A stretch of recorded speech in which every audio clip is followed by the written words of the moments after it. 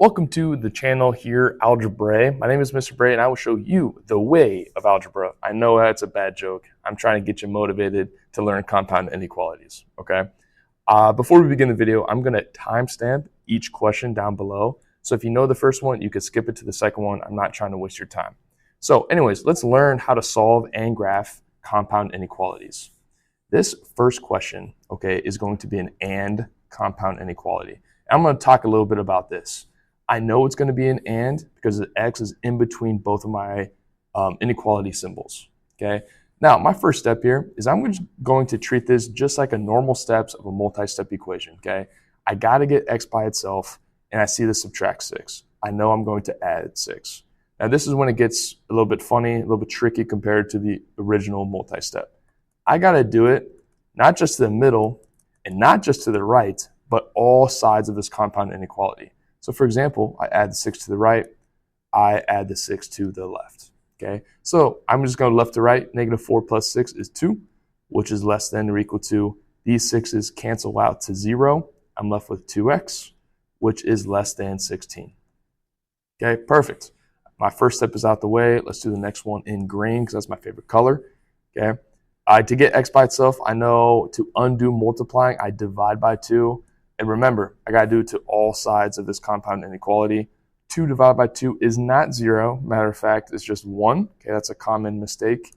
Less than or equal to 2x divided by 2 is just x, which is less than 16 divided by 2 is 8. Boom. That is how to solve compound inequalities. Give yourself a little applause. Awesome job. Now, the tricky part is to graph it, okay? And I'm going to graph this on a number line, okay? And a couple of reasons for that. First of all, there's not a y in my solution or in my problem at all, so I know it's going to be on a number line, not on a typical graph. And, pun intended, I'm going to show you what the and looks like, okay? So when I make my number line, I'm going to put a 0 here, and I'm not going to list every single number, right? We're trying to save some time. If this is on your test, you're not going to do this, okay? So just pick the 0 as a reference and pick your 2 points that you solve for. So remember the smaller numbers to the left, 1, and then 8 over here, okay? Now, let's focus on the individual numbers now. I'm going to go red because I know some of your guys' colors is red. And I'm going to focus on 1 is less than or equal to x. Now, this symbol right here is an equal sign underneath the symbol. If you see that, it's going to be a closed dot on 1. This literally just means that 1 is part of my solution set, so I need to have a closed dot there. Now, let's focus on 1 is less than or equal to x. I know x is going to be to the right because it says every number bigger than 1, which is all the way to the right. Okay, now let's do the other problem. Let's do this one in blue. Okay, x is less than 8. Now, look at this. Is there an equal sign underneath there? Heck no. Okay, so I know this is going to be an open dot on 8. This basically means that 8 is not included in your solution set. Now, focus on the whole thing. X is less than 8. This just means x is less than 8 going to the left. Now, do you see where the overlap is? Okay, the and to it. Okay, so it's everything greater than 1 but less than 8. This is my entire solution set. So I'm going to shade this in, color this in, whatever you feel like doing. Okay, this basically means that 1 is included, 8 is not, but everything in between is an absolute good solution to this compound inequality over here. And booyah, you're done with the first question. Good job. All right, moving on to question number 2 here. This is the second type of compound inequality. This is called an OR compound inequality because, look, there's an OR right there. So I'm just going to treat each one separately, solve x by itself, okay? So negative 5 here, I'm going to add the 5 to the left and to the right side, okay? Those reduce down to 0, so I get 3x, which is less than negative 8 plus 5 is negative 3. Okay, I'm just going to continue doing this first question right here. Okay, next problem, I'm going to divide by 3. Now, because I divided by a positive, I do not have to flip this symbol. If it was a negative, I would. Okay, 3 divided by 3 is just a simple 1x, which is less than negative 3 divided by 3 is a negative 1.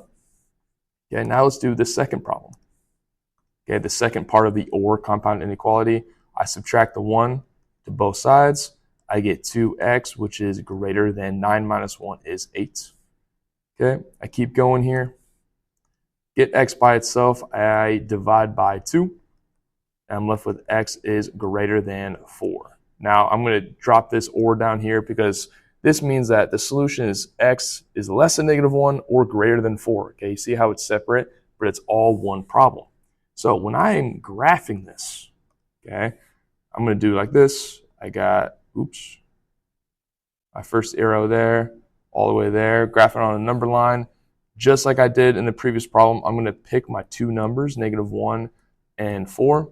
If you want to put the 0 in just as a little timestamp or just a little reference point, you can. So -1 and 4. Now, focus on this left one here. Is there an equal sign? Absolutely not. Okay, so when I go to graph it, okay, I'm going to pick red for the first one. This is going to be an open dot. Okay, now, x is less than -1. Pick a crazy big number that's less than -1. I'm going to pick -500. Okay, -500 is way over here. So I'm going to draw in all my solutions with an arrow going to the left. This is everything to the left of -1 is a solution. Okay, now let's go to the other side. I'm going to do this in green. Okay, x is greater than 4. There's no equal sign underneath. So this is also an open dot. Okay, now pick a number greater than 4, like any number you want. I'm also going to do a +500. That's way over here. So I know that every number to the right of 4 is part of my solution. Now, this is what I tell my kids in class. Okay, if I see an or, it's very high likely that it's going to go left and to the right. Okay, imagine you have like a little person right there. Okay, and you're in a boat. Okay, imagine these solutions as arrows, or sorry, as oars of a canoe or something like that. And that's what reminds me. Okay, if I see an oar, there's an oar here or there. Okay, I'm rowing my way to a victory of this problem. Good job, guys. That is going to conclude the episode here on algebra. I hope this video helped you in learning how to solve and graph compound inequalities. Okay, you got the or and the ands. The graph looks a little bit weird, but you got this. Okay, if you have any questions or comments, leave it down below this video. I'm more than willing to respond. Okay, and good luck in the Algebra 1 class. God bless you all.